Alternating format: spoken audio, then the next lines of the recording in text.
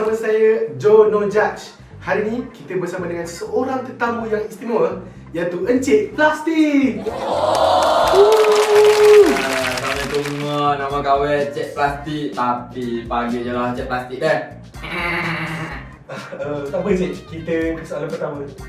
Jadi, kenapa Encik ni boleh dikatakan sukar untuk push? Jadi inilah cerita dia. Saya ni memang dicipta untuk tahan lama. Lagipun ada saya tu hidup 100 tahun dah. Cik Mak Pasir Mak umur 1 tahun dah tahun ni. Cik Pak umur sebelah haji saya tu pula 150 tahun. Oh, memang untuk orang yang lama lah. Jadi, untuk soalan kedua ni, soalan ni agak sensitif je. Tak apa, saya tanya je. Okey, kalau macam tu, saya teruskanlah. Jadi, kenapa akhbar-akhbar media mengatakan Encik ni adalah penyebab utama kematian haiwan-haiwan di dunia? Siapa kata kau belum kelihatan? Betul. Memang aku ajar.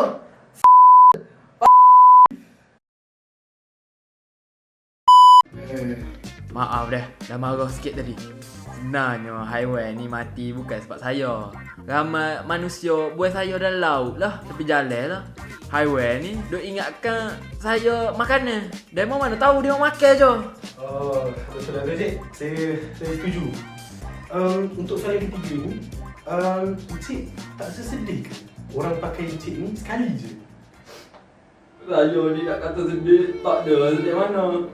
Kau orang pakai sekali je lepas tu buang. Mana tak ikan makan, kucing makan, tu buang sana sini. Ni saya ada sarana lah untuk anak muda sekarang. Dia pakai sekali-sekala, lebih baik kita amalkan 5R. Oh, 5R. Encik boleh terangkan lagi tak amalan 5R ni? Dan kenapa kita perlu tekankan 5R ni dalam kehidupan sehari kita? Kawan ni nak kata pandai tu tak adalah pandai mana. Tapi SPI kawan ni matematik A. So 5R ni adalah refuse, reduce, reuse, repurpose dan recycle. Cara dia yang pertama, refuse ni kita kata tak salah guna penggunaan plastik. Yang kedua, reduce. Orang kata kita kena kurangkan lah penggunaan beg plastik tu. Yang ketiga, kita guna semula beg plastik yang lama. Jangan buang. Jadi yang keempat ni, kita boleh jadikan beg plastik ni sebagai bahan lain. Macam kita guna untuk letak kasut, jadikan tali. Baru tak bazir gitu.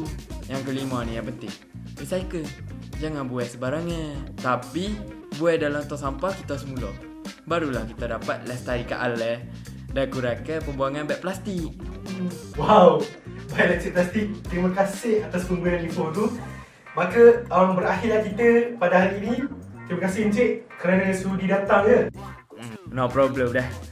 Demo pun Kelantan set kita. Jadi, berikan tepukan kepada Encik Plastik. Maka kita akan berjumpa pada minggu hadapan.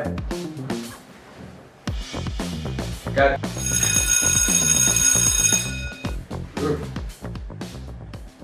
Okay guys, it's a wrap. Nanti kemas barang-barang ni. Miza tolong cleankan bilik ni. Boleh. Alright, thank you.